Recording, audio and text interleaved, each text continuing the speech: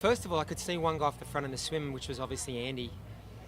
And I was tucked in nicely in the front group. Didn't have a great transition. I think I was probably 11th or 12th onto the bike, but I overtook 6 or 7 guys going up the first hill out of transition. And by the time we got up to Lake Mead Parkway, after the 2-mile climb, I was between the two groups. So there was a group, I think, of 5 off the front, which was Potts, Fraser Cartmel, Philip Osplay, Paul Matthews, who else? I may be missing a few.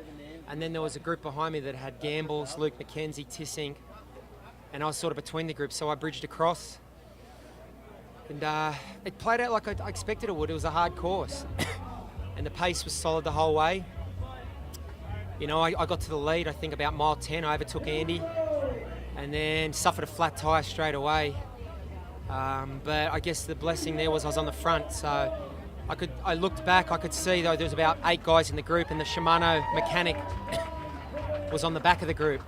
So I had to slowly roll down the back of the group, switch the wheels out quickly. I only lost, I think, maybe a minute, 30 seconds or a minute, and chased for about 5 miles and got back on.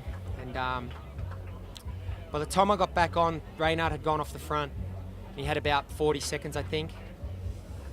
But I quickly got, to the front of the group again and stayed within the front 2 or 3 for a lot of it.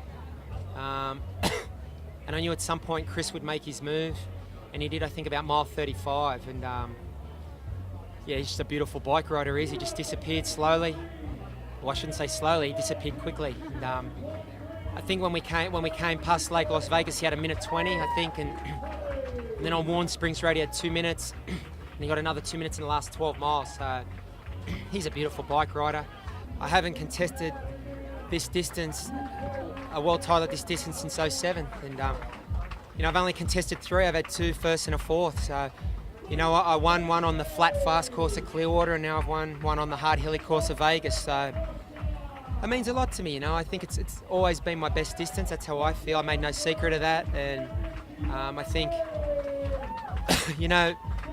when you look back at my career, I think the last 6 or 7 years I've only been beaten at this distance 5 or 6 times. So I've been very consistent.